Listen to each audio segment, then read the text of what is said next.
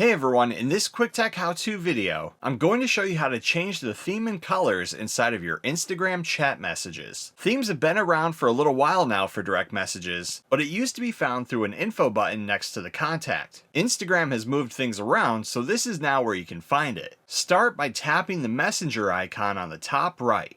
Next, start anew or choose the person that you want to change the chat theme on. Now inside of the chat, tap the person's name at the top. You'll then be taken to the details page. At the top, tap Theme.